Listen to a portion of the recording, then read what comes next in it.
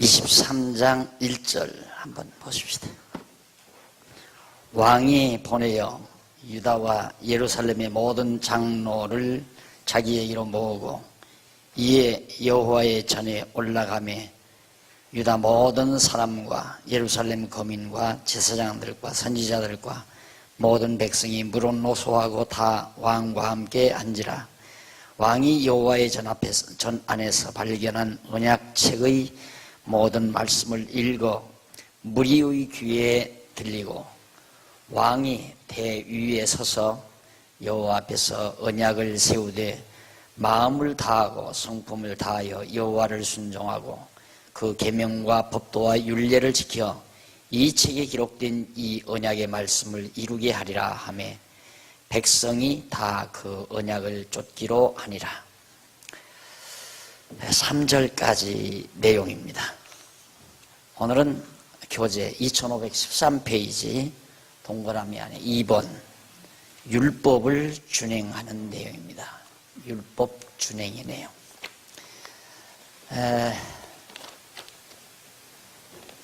23장부터가 바로 다윗 왕국의 존속을 시키기 위해서 요시야 왕 시대의 통치 과정을 지금 우리가 공부하는 중이거든요. 요시야 왕은 매우 최선이라고 그래요. 매우 선한 왕이다.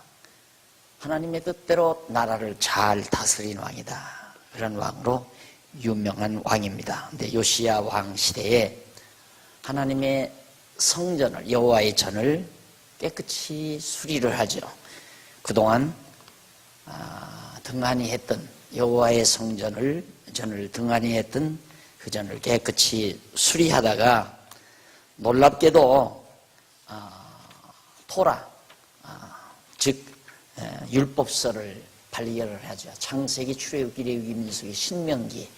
그 당시까지는 그게 모세가 기록한 것, 그것이 이제 주로 많이 전해져 내려오는 때니까요. 그래서 그 율법서를 그 성전 수리하다가 구석에서 발견을 하고서 그 말씀을 이제 알아보니까 너무 자기네들이 그동안 하나님의 말씀과는 거리가 먼 생활을 했다는 걸 깨닫게 되죠. 그래서 결국 이제 23장에 와서는 하나님의 말씀, 율법을 준행하는 내용. 그러니까 얼마나 정말 잘 나라를 다스립니까? 여호와의 이름을 두신 여호와의 성전을 깨끗이 수리를 하고, 그리고 그 수리하다가 발견한 율법서, 하나님의 말씀을 발견하고서 그 말씀을 읽고 듣고, 그런 다음 그러니까 이스라엘의 지도자들이 제사장이나 이제 읽어드린 대로 거기 보면 모든 사람, 즉 예루살렘의 모든 장로를 자기에게 모으고 또 제사장들과 선지자들과 모든 백성이 물론노소하고 다 왕과 함께 자리를 같이 해서 바로 그 발견한 하나님의 말씀, 율법서를 읽고 듣게 된 겁니다. 그걸 듣고는 이제 분명히 거기 4절에 보면 나오죠. 3절에 보면 왕이 대위에 서서 높은 단, 이게 대죠. 높은 단 위에 서서 여호와 앞에서 언약을 세우되, 여호와 앞에서 언약을 세우되 마음을 다하고 성품을 다하여 여호와를 순종하고 그 계명과 법도와 율례를 지켜 이 책에 기록된 언약의 말씀을 이루게 하리라. 자, 이걸 다 이루도록 그렇게 하겠다라고 왕이 말하니까 백성이 다 그 언약을 쫓기로 그렇게 각오를 했습니다. 결국 참 종교나 거짓 종교, 그러니까 과거 권력자들이 자기 말로는 백성을 다 다스리기가 힘들잖아요. 뭐 자기나 나나 사람 말은 잘 안 듣는단 말입니다. 그러니까 결국은 사람 말을 잘 듣게 하기 위해서는 힘을 길러야죠. 강한 힘을 기르고 너 내 말 듣지 않으면 너는 나에게 죽어. 그래야 복종한단 말입니다. 그렇기 때문에 과거 옛날 고대시대 왕들이 세력을 확장하기 위해서 자기를 따르고 자기에게 복종하기 위해서 많은 왕들은 종교를 이용을 했어요. 그래서 많은 무속, 우상, 어떤 신을 만들어 놓고 그 신이 자기처럼 이제 바벨론 시대에 보면 바벨론 느부갓네살이 자기 신상, 자기 모습의 신상을 만들어 놓죠. 만들어 놓고 모든 사람들로 하여금 그 신상에게 절을 하도록 합니다. 그게 이제 종교죠. 종교적인 심리를, 인간 심리를 이용해요. 그렇게 해서 이제 많은 무리들을 다스려서 고대 국가를 세우곤 했는데, 여기 요시야는 거짓 신이 아니라 참 신이죠. 하나님께서 친히 말씀하신 율법서, 그것을 발견하고서 그 율법서를 모든 지도자들이나 백성들에게 다 읽어주니까 옳다 이 말이죠. 너무도 분명하니까 백성들이 다 따르게 되잖아요. 그래서 요시야 왕 시대에 나라가 참 잘 다스려졌습니다. 그래서 예나 오늘이나 지금 이 현대도 마찬가지예요. 현대도 인간이 인간을 통치한다는 것은 어떤 힘에 의해서 통치해야 되거든요. 그러니까 힘에 의해서 통치하려니까 백성들이 깨어나니까 힘에는 복종 못하겠다 하고 죽어도 좋다고 막 거리로 나서잖아요. 그러니까 힘으로 복종이 안 되는 거예요. 이건 민주정치라는 거죠, 그것이. 독재정치, 그것은 이제 힘으로 밀어붙이는 정치고, 내 말 안 들으면 죽어, 막 잡아다 가두고 모함시켜서 사형시키고, 이러면서 이제 백성들을 꼼짝 못하게 하고 다스리는. 근데 지금은 그렇게 안 되잖아요. 사람들이 다 깨어나서, 야, 자유 아니면 차라리 죽음 달라. 당신 명령에 그렇게 엉터리로 당신 하자는 대로 우리 따라서 못하겠다. 그래서 나라가 혼란스러운 거예요. 그럼 교회는 어떻게 다스려야 되는가?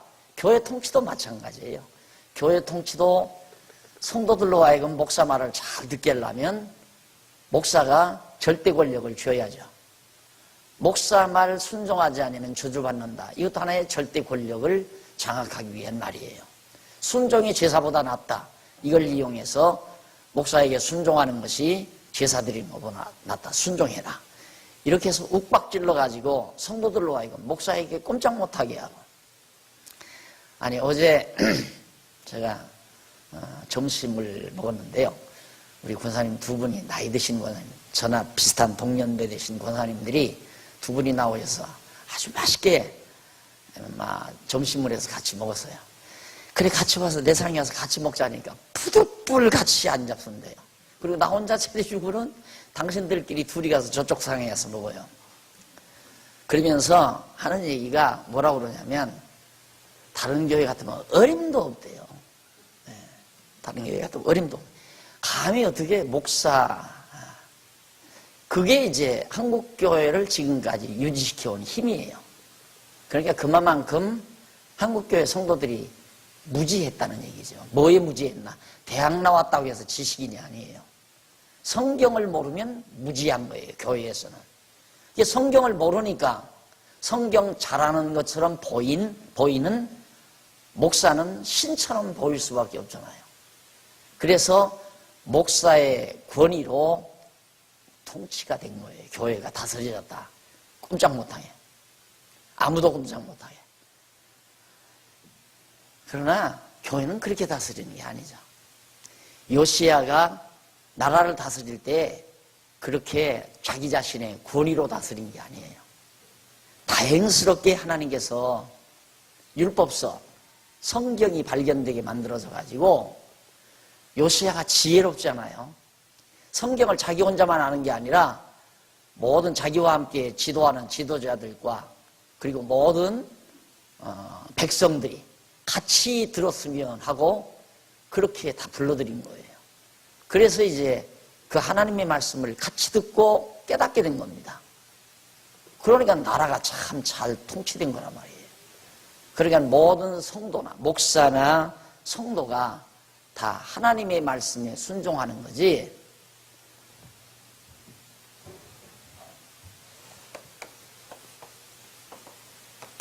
하나님, 성도, 이게 성도죠. 이 사이에 목사, 하나님께서 성도들을 지도해 가실 때 지도자 목사를 세워서 목사를 통해서 성도를 지도한다. 이것이 바로 로만 캐토릭의 교회관이에요. 로만 캐토릭주의자들은 하나님께서 이걸 그 사람들은 평신도라고 그러죠. 평신도.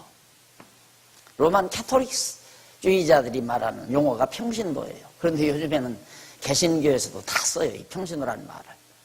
그러니까 다시 다 돌아간 거예요. 과거 종교개혁 이전으로 다시 다 비슷하게 돌아가는 거예요. 용어도 다 지금 같이 활용하고 있고요. 또 그러잖아요. 실제로 아마 일반 성도들이 보통 이 도표를 그려놓고 이게 틀렸습니까? 맞았습니까? 하면 전부 맞았다라고 동그라미 칠 거예요. 당연히 우리 성도님들이야 목사님을 통해서 하나님을 믿어야죠. 한다거나 또 하나님이 우리 성도들에게 축복을 줄 때 목사를 통해서 축복을 준다. 하나도 의심할 사람이 없을 거예요. 이것이 로만 캐토릭주의자들이 생각하고 있는 교회관이라 말입니다. 근데 우리 개신교는 그게 아니에요. 개신교는 저런 구도가 있는 게 아니라 완전히 우리를 하나님 안에 성도나 목사나 할 것 없이 하나님 안에 성령께서 우리를 완전히 사로잡아서 직접 하나님이 다 다스리시고 주관하시고 성도들의 마음도 주관하고 생각도 주관하고 생활도 주관하고 목사의 생각이나 목사의 행동이나 모든 것을 다 하나님이 직접 이것이 우리 종교계의 프로테스탄트 바로 정신이에요. 그러니까 이 평신도란 말은 이건 철저히 로만 캐토릭주의자들에 의해서 활용되는 말이에요. 평신도고 목사는 고신도고 여기 평이니까 높을 고자 고신도 할 거예요. 고신도. 높은 사람. 목사는 높은 사람. 그게 아니에요. 다만 하나님께서 목사는 성도들 가운데 하나님의 말씀을 먼저 깨달아 가르치는 은사를 주신 것뿐이에요. 장로님은 다스리는 은사를 준 거고 집사님은 봉사하는 은사를 준 거고 권사님은 권위하는 은사를 준 거고 권면하는 은사를 준 거고 여자 성도들을 권면하는 은사. 그렇게 하나님이 은사를 각각 따로따로 준 것뿐이지 높고 낮음이 있는 게 아니다 이 말이에요. 그런데 철저히 로만 캐토릭주의자들은 이걸 신부지요. 신부. 신부를 통해서 죄 용서함도 받아요. 신부가 죄 용서해주고 안 해주고 교황이 여기 이제 교황 철저히 교황이죠. 신부는 수종자들이에요. 교황의 수종자들. 그러니까 교황이 완전히 하나님과 성도들 사이에 끼어가지고 지옥 보내고 천국 보내고 죄 용서해주고 안 해주고 축복해주고 축복 안 해주고 하는 권한을 교황이 다 쥐고 있는 거란 말이에요. 이걸 오늘날 개신교가 그대로 답습하려고 한다 이 말이에요. 그렇게 답습해 가고 있고 또 성도들은 그대로 다 인정하고 있고 그래서 이제 큰 집 작은 집 하는 거예요. 여기는 천주교는 큰 집이고 우리 프로테스탄트 개신교는 작은 집이다. 거기서 나왔으니까 나온 게 아니라 이게 잘못됐으니까 떼낸 거예요. 따지고 보면 본래의 교회 모습대로 우리와 하나님과 우리 성도들의 중보자는 오직 예수 그리스도가 우리의 중보자이지 교황이나 신부나 목사가 하나님과 우리 성도의 중보자가 아니라 이 말이에요. 이 목사는 하나님의 말씀 성경을 이제 요시야가 성경을 발견하고서 성경을 모든 백성들에게 알도록 읽어주지 않아요. 제사장이나 선지자들을 통해서 그 모든 백성이 하나님의 말씀을 같이 왕도 듣고 선지자도 듣고 제사장도 듣고 백성들도 듣고 깨달으니까 나라가 잘 다스려진 거란 말입니다. 그러니까 우리 개신교는 목사가 받은 은사, 그럼 목사는 누가 해야 되는가? 하나님의 말씀, 하나님께서 먼저 말씀을 잘 깨닫게 해서 성도들에게 해야 할 일은 오직이에요. 오직 하나님의 말씀만 잘 가르칠 수 있는 자가 목사가 돼야 되는 거란 말입니다. 이 목사란 말은 성경을 잘 가르치는 자. 그래서 강단이라고 하는 것은 성경 가르치는 곳이에요. 무슨 시사 강연, 시국 강연하는 것도 아니고 도덕 강의하는 것도 아니고 그냥 성경 읽고 성경 내용대로 이것은 무슨 뜻입니다. 이것은 이래서 했습니다. 왜 그러느냐면 원래 성경은 히브리어 헬라어로 기록되어 있잖아요. 아람어로도 기록되고. 그러니까 일반 성도들이 알 수가 없죠. 이건 번역본이라 우리가 보는 건 번역된 거예요. 번역된 성경은 번역 과정에서 잘못된 부분이 참 많단 말입니다. 그러니까 철저히 목사는 성경을 잘 연구해서 성경의 뜻은 바로 이러이러한 뜻입니다. 하나님께서 이런 뜻으로 우리에게 말씀해 주신 겁니다. 이것만 가르치면 돼요. 그것만 가르치면 모든 성도가, 성도뿐만 아니라 목사나 장로님, 집사, 권사 모두가 다 성경을 똑같이 알으니까 똑같이 생각하고, 아까 우리 사회자가 기도할 때 좋아하는 것도 같이 좋아하게 해주시고, 좋은 것도, 그리고 가치관도 같아지게 해주시고, 그러니까 한 몸 한 뜻이, 한 마음 한 뜻이 되는 거죠. 그러니까 교회가 한 마음 한 뜻으로 잘, 누가 권력으로 다스려서가 아니라, 목사가 이래라 저래라 명령해서가 아니라 그냥 잘, 한 예를 들면 마당이 이만큼, 주차장이 이만큼 있다. 우리 주차장처럼 이렇게 했다. 여기가 입구예요. 그럼 우리가 이제 같이 100명이면 100명이 똑같이 주차 규칙을 배웁니다. 주차는 일단 들어오면 안에다부터 대야 됩니다. 왜냐하면 안에다부터 대지 아니하면 뒤에 오는 분이 차대기가 매우 힘들어지고 그리고 많은 차를 댈 수가 없습니다. 그런데 만약의 경우 차를 여기다 이렇게 대버렸다. 그러면 차가 이렇게 돌아가서 여기다 대려면, 그 다음 이만큼 되고 여기 한 칸 비었어요. 빈자리다 또 대려면 힘들잖아요. 이렇게 강의를 똑같이 100명이 다 들으면 이 다음부터는 주차하는데 혼선이 없어요. 내가 먼저 왔으니까 제일 안에서부터 돼야지. 안에서부터. 그건 기본 아니에요. 주차는 안에서부터 된다. 그걸 똑같이 알면, 집사님 왜 차를 여기다 댔어요? 이렇게 되면 뒤에 오는 사람이 어떻게 돼요? 이런 충돌이 있을 수가 없는 거 아닙니까? 똑같은 원리예요. 교회 정치도 목사가 어떤 특별한 권력, 노예로부터 주어진 권력, 당신은 당회장이다 하는 권력을 주었거나, 하나님이 안수할 때 너는 모든 성도들을 다스려라 하고 통치 능력을 주었거나, 그거 아니다 그 말이에요. 목사는 오직 가르치는 은사밖에 받은 거 없어요. 그게 목사예요. 축복권 받은 것도 아니에요. 성경 어디에 목사가 축복권 받았다는 얘기가 있어요. 이 사람들이 다 한 거거든요. 로마 교황, 이 사람들이 죄 용서하면 용서받고, 저주하면 저주받고, 복 빌면 복받고, 이 사람들이 만들어 놓은 게 다 거짓 교회란 말입니다. 참 교회가 아니고. 그걸 오늘날 개신교도 그대로 만들어가지고 목사가 축복하면 축복받고 저주하면 저주받는다. 이래 놓으니까 목사의 권위가 하늘 높이 대단히 높은 거. 여러분 나 총회장 됐어요? 총회장 되는데 총회장 돼가지고 총회 다스립니까? 하나도 안 다스려요. 총회 사무실에 원로회의 하느라고 두서너 번 나가보고 한 번도 나가본 적도 없어요. 다만 말씀 성경을 가르칠 기회 있으면 그냥 성경 가르친 것뿐이죠. 이게 목사가 교회를 다스리는 건 하나님의 말씀 성경 가르쳐주면 교회가 잘 다스려지는 거예요. 그냥 다스려지는 거예요. 그게 하나님께서 교회를 다스려가는 방법이란 말입니다. 중보자는 예수님 뿐이에요. 근데 예수님 자리에 목사가 앉았거나 신부가 앉았거나 교황이 앉아있다면 그게 적그리스도 아니에요? 예수님 자리에 왜 자기가 앉아?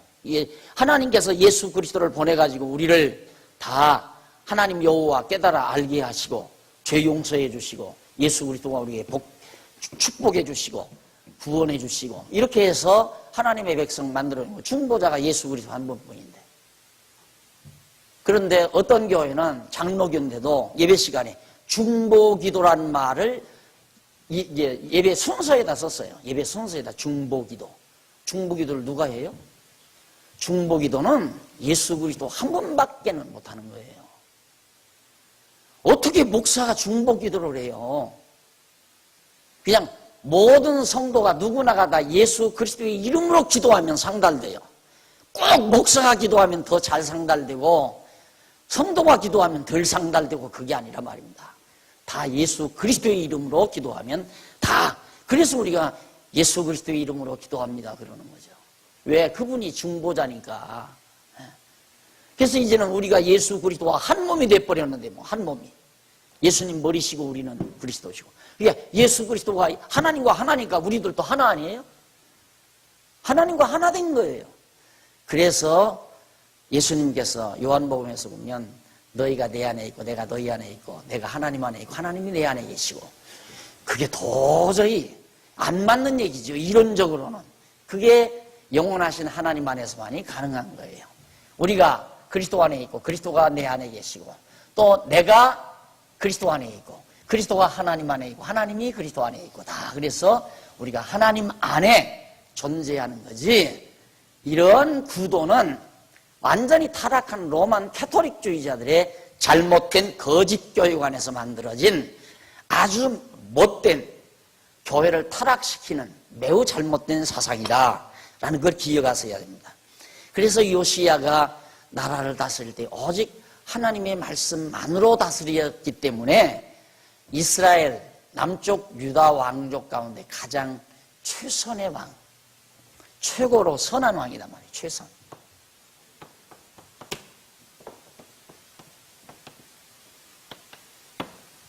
왕 중에 물론 다윗 말고 열왕 중에 뭐 그 이전에 히스기야도 있고 므낫세도 있고 많이 있지만은 요시야 왕이 가장 선한 왕이었다. 이유는 하나님의 말씀을 백성들에게 가르쳐서 나라를 다스렸기 때문에 거기에 있는 거다. 그 다음 23장 4절로 14절에 보면 요시야가 우상의 기명과 고으르 우상 및 신당을 제하는 대목이 나옵니다. 2514페이지 나오죠. 23장 4절로. 열왕기하 23장 4절로 14절까지는 요시야 왕이 우상 섬길 쓰는 그릇들, 기구들, 그리고 고으르 우상, 마을마다 있는 모든 우상과 산당, 이런 것들을 전부 다 제해버렸어요. 왜? 성경에 그거 하나님이 싫어하시는 거 알았으니까. 하나님이 우상 섬기는 거 제일 싫어하잖아요.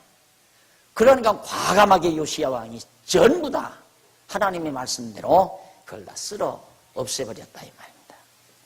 그것이 바로 14절까지 나옵니다. 그 다음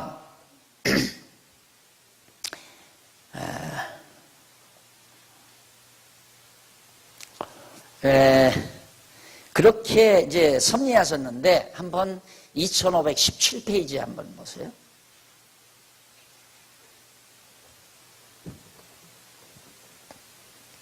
2517페이지 거기 중간 23장 15절로 20절 나오죠. 그 위쪽으로 그 위에 쪽으로 네 번째 줄 중간 보세요.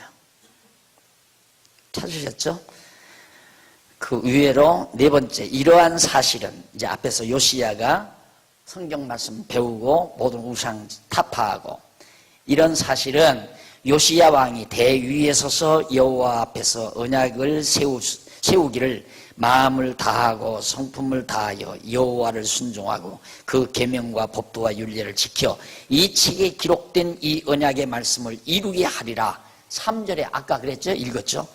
그 말씀대로 그대로 여호와께서 하나님께서 이루게 그렇게 섭리하신 겁니다. 요시야 마음을 움직여가지고. 그 다음 15절로 20절 보면 요시야가 베델에 세운 모든 단과 우상과 산당도 죄예요. 베델에다가 세워놓은, 그러니까 얼마나 잘못된 겁니까? 하나님 예루살렘에다가 여호와의 전 세워놓고 거기 언약궤에 놔두고 오직 여호와 하나님만 경외하도록 하나님께서 그렇게 당부하고 말씀을 하셨건만 그동안 몇백 년 지나오면서 타락해가지고 우상 섬기고 여기저기 산에다가 산당 짓고 베델에다가도 산당을 짓고, 그래서 이거 다 바로 요시야 왕이 헐어버렸어요. 그 다음 21절로 23절에 보면 23장 18페이지 왕의 명으로 사사시대 이후 처음으로 유월절을 지켰다. 이거 내가 오늘 칠판을 잘못 사용했네요.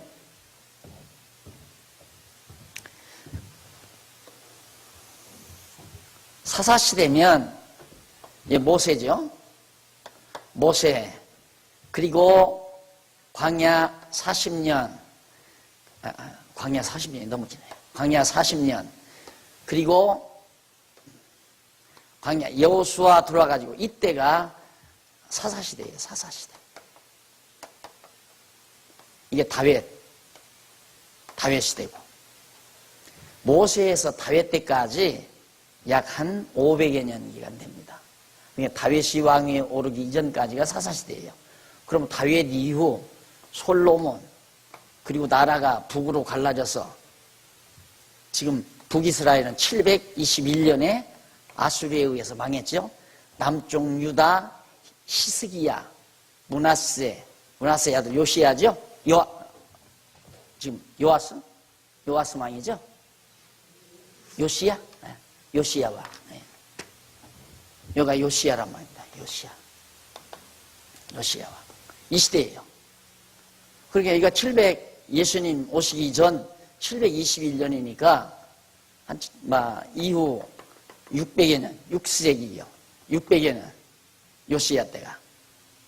그럼 여기서 여기가 약 한 1000년 되니까, 다윗 때까지, 예수님 때부터 다윗 이전까지가 1000년 되니까, 여기 한 600년, 여기서 여기가 600여 년 잡고, 그 다음 400여 년 되잖아요. 400여 년하고 모세 때까지 500여 년. 사사시대 하면 이 시대에 몇백 년 동안, 700년 동안 유월절을 안 지켜줘요.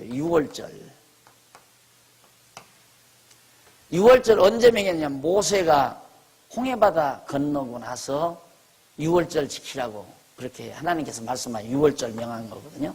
유월절이란 애굽에서 이스라엘 백성들을 홍해바다 건너 구출해낼 때 애굽의 장자들을 전부 죽이는 재앙을 내잖아요. 양 잡아서 피를 문설주에 바르고, 그리고 이제 문설주에 피가 바른 백성들의 가족들은 하나도 안 죽이고, 그 피가 바르지 아니한 애굽 사람들의 장자만 전부 멸절시킴으로 바로 왕이 황복하고 내보낸 거란 말입니다. 그걸 기념하기 위해서 유월절을 지키라는 거거든요. 그럼 그걸 기념하라는 것은 유월절 그냥 뭘 기념하라는 건가? 애굽 땅 종되었던 집에서 인도하여 내신 여호와 하나님을 잊지 말고 기억하라는 얘기예요. 유월절을 왜 지키나? 여호와 하나님 기억하라는 얘기예요. 잊어버리지 말고. 그런데 이때까지 한 번도 유월절을 안 지켰다면 여호와 하나님 다 잊어버리고 우상 섬겼다는 얘기 아니에요. 처음으로 유월절을 지켰다 이 말이에요. 이 유월절을 지키면서 잊어버린 애굽 땅 종되었던 집에서 인도하여 내신 여호와의 이름을 다시 기억하고 생각하는 계기를 갖게 된 겁니다. 그래서 결국 24절로 25절에 보면 전무후무하게 전에도 없고 후에도 없을 만큼 율법을 준행한 요시야 왕 업적을 거기서 24절로 25절에서 밝혀줍니다. 이게 최선의 왕이라고 그랬죠. 최고로 선한 왕, 요시야 왕이. 이유는 성경만 가리켜서 백성을 다스렸기 때문에. 예, 어떤 교회가 가장 좋은 교회고 잘 다스려지는 교회인가? 하나님의 말씀으로만 가르쳐서 다스리는 교회. 목사의 권력으로, 권위로 가르쳐도 안 되고, 지도해도 안 되고, 장로의 권위로 다스려서도 안 되고, 권사의 권위로 다스려서도 안 되고, 오직 하나님의 말씀의 권위로 교회를 다스려 가야 참 아름다운 교회로 통치되어지는 것이다. 하나님의 말씀으로 다스린다는 말은 하나님이 직접 다스린다는 얘기예요. 그런데 목사의 권위로 다스린다는 말은 목사도 인간이기 때문에 자기 좋은 대로 하고 싶은 거예요. 그게 본능이에요, 인간. 본능. 예를 들면, 내가 목사 아니에요.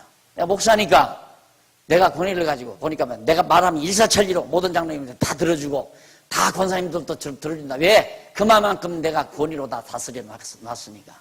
그럴 때 연말에 가서 예산 세운다 이 말이에요. 예산을 세울 때 목사 사례비 돈 1,000만 원이나 해.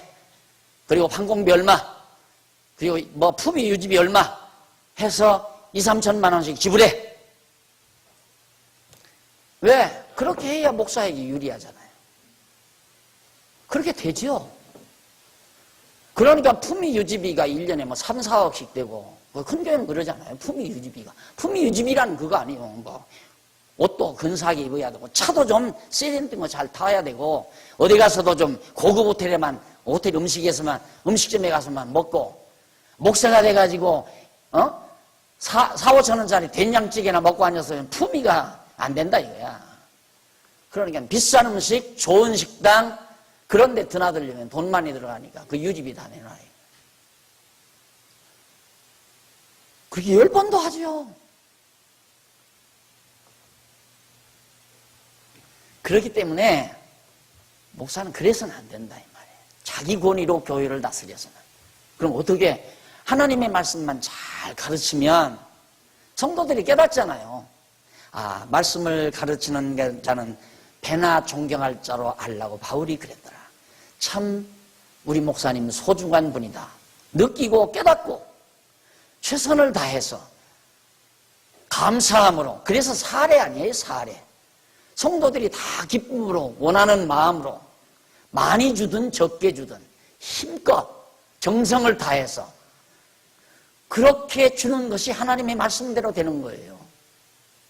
많이 주든 적게 주든 문제가 많고 적은데 중요한 게 아니라 성도들의 마음이 어느 정도 담겼느냐가 더 중요한 거 아니겠어요? 사례란 그 본래의 뜻이 그렇다 이 말이에요. 성도들의 마음이 담겨야 돼요. 돈만 많이 준다고 해서 마음 담는 게 아니에요. 돈 많이 줘놓고 목사 못돼 먹었다. 저렇게 호의호식만 하고 있다. 많이 줘놓고 뒤에서 욕한다면 목사 먹어도 살로 안 가지요. 적게 줬어도 성도들의 마음이 듬뿍 담겨져 있다면 그게 귀한 거다 그 말이에요. 하나님이 그렇게 다스려 가는 거예요. 그래서 교회가 목사 사례 때문에 싸우고 욱박지고 그런 거 없죠. 그래서 내가 늘 주면 받고 안 주면 말고, 후배들한테 늘 그걸 입버릇처럼 얘기를 하죠. 주면 받고 안 주면 말고 달라고는 하지 말라. 그런데 꼭 가서 목회하다가 그놈의 목회비 때문에 쌈박질을 하더라고요. 내가 그렇게 당부했거든. 왜 그랬느냐니까 돈이 남았는데도 안 주더래요. 주거나 안 주거나 그것이 당신 돈이야? 성도들 마음이지. 안 주는 건 하나님께서 성도들 마음에 감동을 안 주니까 안 주는 거지. 그러면 안 줘도 말아야지. 돈이 남았는데 안 준다고 신경질 부리고 그거 한마디 툭 던지고 가면 성도들과 목사 사이는 완전히 금가버리고 마는 거죠. 주면 받고 안 주면 말고. 그 진리예요. 목사 일을 하는 진리. 안 주면 절대 달라고 하지 말아야 돼. 그래서 이건 안 되는 거예요? 이건 아니에요. 예. 하나님 말씀만 말씀이 육신이 되어오신 예수 그리스도 이 땅에 오셔서 우리에게 말씀으로 전했어요. 근데 우리는 이 성도들 가운데 말씀을 가르치는 은사를 주어서 성도들에게 말씀을 풀어 가르치도록 하나님께서 해준 게 그게 목사의 직분이란 말입니다. 교회가 교회되도록 하기 위해서 하나님께서 각양 은사들을 주잖아요. 아무나 집사 되고 아무나 권사 되는 거 아니에요. 다 은사를 받아야 되는 거죠. 그래서 결국 전무후무한 율법을 준행한 요시야 왕의 업적이 거기 잘 소개되고 있습니다. 그 다음 23장 26절로 27절 보면 여호와께서 므낫세의 범죄로 인하여 유다를 물리칩니다. 야, 자, 그렇게 잘 다스렸는데, 그러나 26절 보세요. 그러나 여호와께서 유다를 향하여 진노하신 그 크게 타오르는 진노를 돌이키지 아니하셨으니 이는 므낫세가 그 앞에 히스기야 아들 므낫세 왕이죠. 요시야 왕 아버지 므낫세가 여호와를 경목케 한 그 모든 노를 인함이라. 여호와께서 가라사대 네가 이스라엘을 물리친 것 같이 유다도 내가 이스라엘을 물리친 것 같이 유다도 내 앞에서 물리치며 내가 뺀 이 성 예루살렘과 내 이름을 거기 두리라 한 이 전을 버리리라 하셨다. 자, 거듭 말씀드리죠. 요시야, 여기 므낫세예요. 므낫세. 요시야 아버지가 므낫세니까. 므낫세 왕이 얼마나 악한 막 산당도 짓고 우상도 섬기고 못된 짓은 다 골라서 해서 므낫세가. 히스기야 왕의 아들인데. 그럴 수밖에 없잖아요. 성경이 없는데 어떻게 해요? 성경이 없는데. 어떻게 알아요? 성경이 없는데. 여러분 생각해 보십시오. 만약에 과거부터 교회사를 보면 그래서 사단의 세력이 성경을 완전히 말살시 성경을 다 불태워버리려고 했잖아요. 성경을 전부 불태워버리려고. 그런데도 성경이 남았고 다행스럽게 지난번 역사 탐사했지만은 사회 사본이 최근에 발견됐잖아요. 지금 율법서 이후 창세기, 출애굽기, 레위기, 민수기, 신명기, 율법서, 사회사본 그대로. 그런데 사본이나 거의 다름없이 다 똑같대요. 잘 보존이 된 거죠. 이게 보존됐다는 것이 우리에게는 얼마나 다행스럽습니까? 요시야 왕이 거저 된 게 아니잖아요. 성경 발견하고서 그렇게 최선의 왕이 된 것처럼 오늘날 한국교회도 성경 찾기 전에는 안 돼요. 성경책 들고 다닌다고 해서 성경입니까? 성경이 그게 무슨 뜻인지를 알아야죠. 뜻인지 모르면 어떻게 성경대로 교회를 다스려요? 뜻을 알아야지. 그러니까 10년 믿어도 20년 믿어도 성경은 모르잖아요. 당연히 성경은 모르는 거. 알려고 하면 이단되는 거. 왜? 이단들이 자꾸 성경을 가리키니까. 참이 아이러니해요. 이단들은 성경을 가리키는데 어떻게 참단이라는 사람들은 성경을 또 안 가리키는지. 그것도 참 희한한 일이야. 성경 없으면 므낫세처럼 되는 거예요. 지 마음대로 가리키는 거예요. 지 좋은 대로. 그럴듯하게. 므낫세가 그렇게 했기 때문에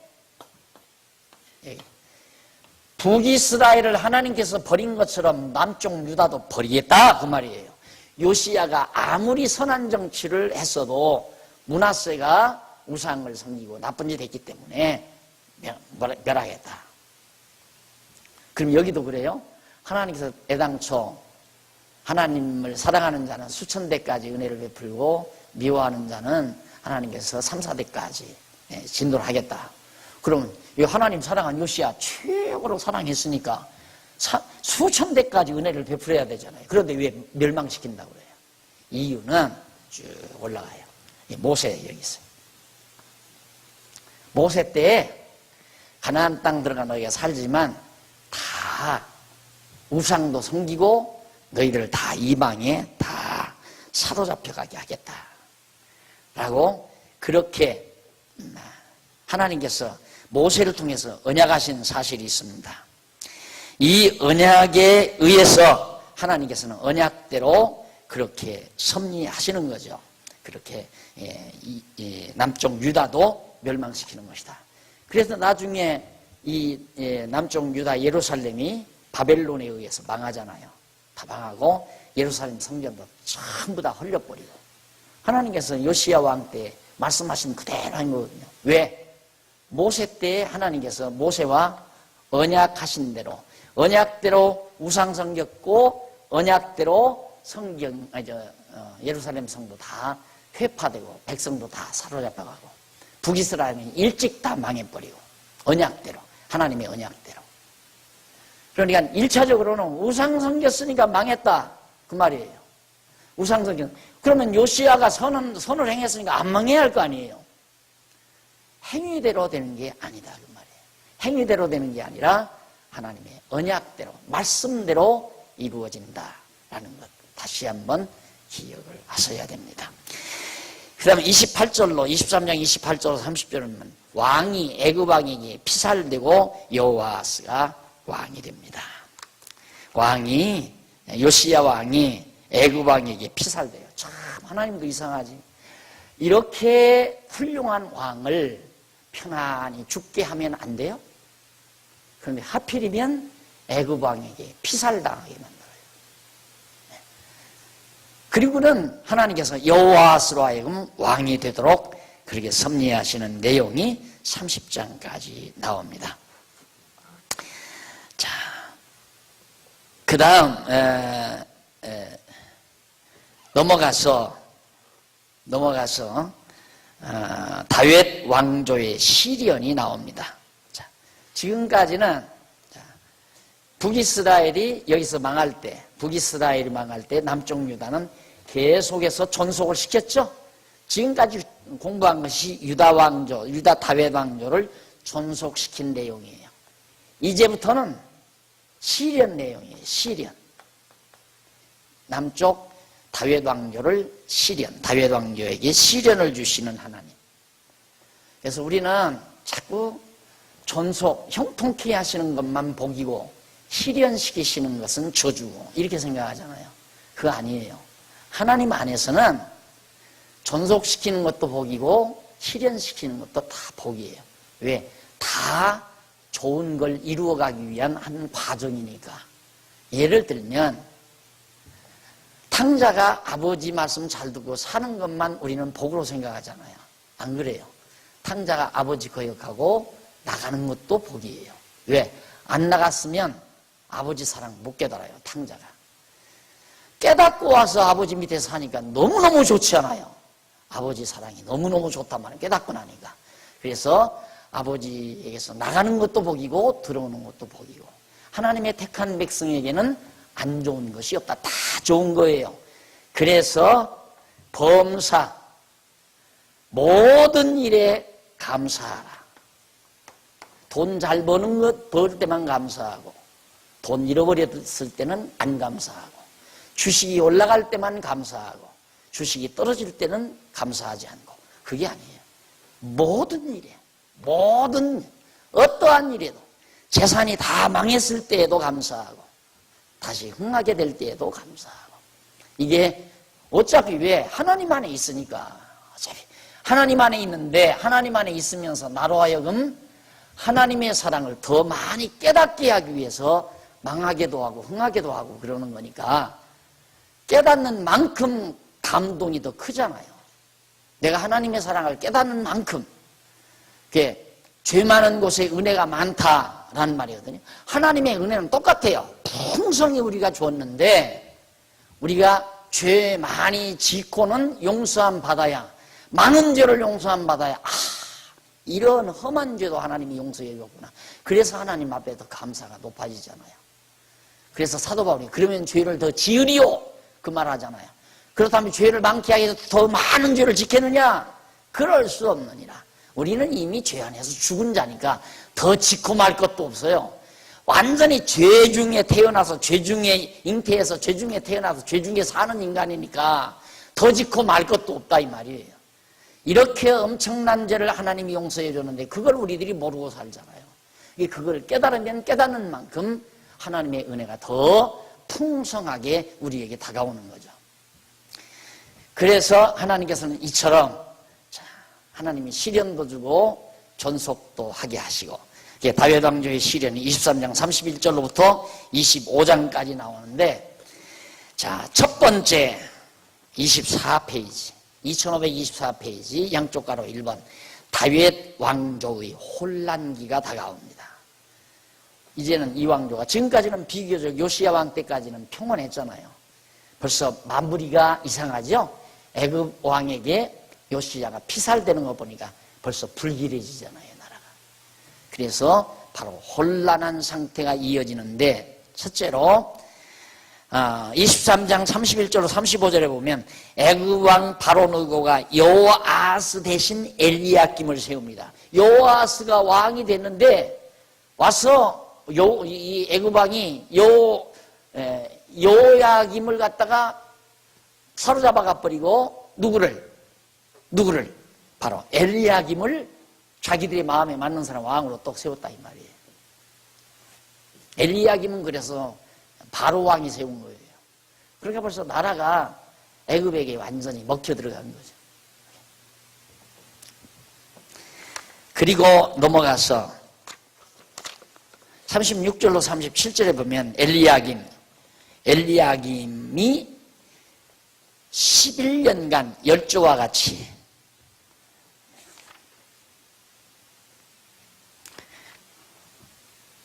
엘리야김이라고도 하고 여호야김이라고도 해요. 이름이 둘로 나오니까 혼돈하지 마십시오. 엘리야김, 여호야김. 엘리야김이 21년간 열조와 같이 악을 행해요. 여기서 이 열조들과 같이 계속 악을 행한다는 말은 우상 섬기고 산당 짓고 그런단 말입니다. 계속 악을 그렇게 행했다. 그러자 여호와께서 바벨론을 배반한 여호야김을 멸하려. 근데 여호야김 때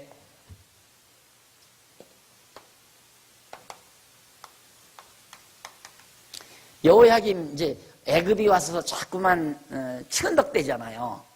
요시야도 죽이고 지 맘대로 왕도 이렇게 교체도 하고. 여호야김이 영 기분이 나쁘니까 바벨론에게 손을 벌렸어요.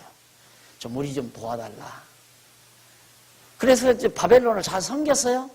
바벨론을 섬기니까 애굽이 함부로 못하잖아요. 그런데 여호야김이 바벨론을 또 섬기다가 매년 조공을 들이다 보니까 20여 년 동안 이 조공 들이다 보니까 열딱지가 열을 받잖아요. 열 받아가지고 여호야김이 나 이제 더 이상 못하겠다 하고 바벨론 섬기는 걸 그만뒀다 이 말입니다. 여러분, 인간 심리 달리 배울 거 없어요. 심리학, 이 성경만 알면 다 나와요. 역사학도 나오고 심리학도 나오고 정치학도 나오고 각종 모든 학문 체계가 성경 안에 다 있어요. 처세학도 나오고. 강자 의지하고 사는 거 아니에요.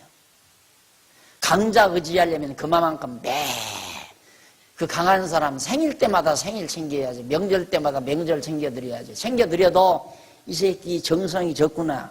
지난번에는 갈비 보내드리면 이번에는 그냥 조기 몇 마리 보내고 말아? 보내고도 미움받는 거예요. 사람 섬겨가지고, 힘 있는 사람 섬겨가지고 성공한다고 생각하면 착각이에요. 미련한 사람이 그러는 거예요. 사람은 사람 섬기는 게 아니에요. 사람과 사람 사이는 서로 사랑의 관계지 섬김의 관계가 아니에요. 성도와 목사와의 관계도 서로 사랑의 관계지, 성도는 목사 섬겨야 되고 목사는 성도들을 지배해야 되고 그런 관계가 아니라고 말해요. 그러니까 여기 지금 이 바벨론, 자기한테 잘 조공 갖다 드릴 때야 기분 좋았죠. 근데 배반하고 나오니까 가만 놔둬? 그냥 배반하니까 바로 여호야김을 바벨론이 멸하려고 그렇게 하는 대목이 나옵니다. 여호와께서 바벨론을 배반한 여호야김을 하나님이 멸하려고 해요. 그 다음 5절로 7절에 보면 24장 여기 보면 여호야김이 죽어 그 아들 여호야긴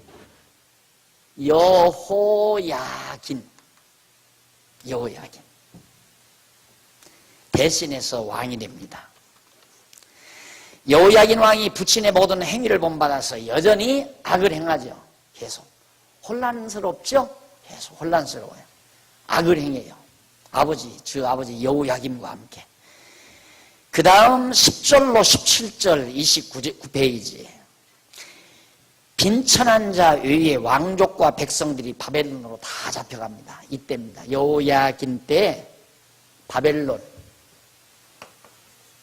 바벨론이 쳐들어와서 여호야긴 사로잡아가고 눈 떼고, 그리고 전부 모든 백성들 다 똑똑한 사람들은 전부 가난하고 힘없는 사람들만 남겨놓고 왕족과 백성들이 바벨론으로 다 잡혀가는 내용입니다.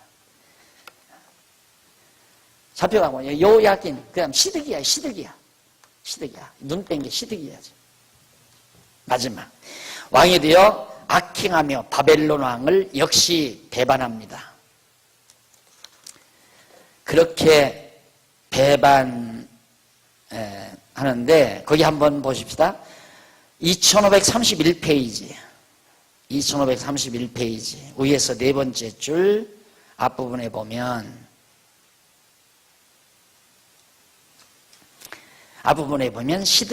이러한 역사적 사실은 앞에서 여호야김, 여호야낀, 시드기야 이런 역사적 우상성기 이런 역사적 사실은 여호와께서 모세로 하여금 이스라엘 자손에게 이 백성은 들어가 거할 그 땅에서 일어나서 이방신들을 음란히 쫓아 나를 버리며 내가 그들과 세운 언약을 어길 것이라. 신명기 31장 16절. 모세가 여기서 예언해요. 여기서 되질 일을. 이 백성들이 가나안 땅 들어가서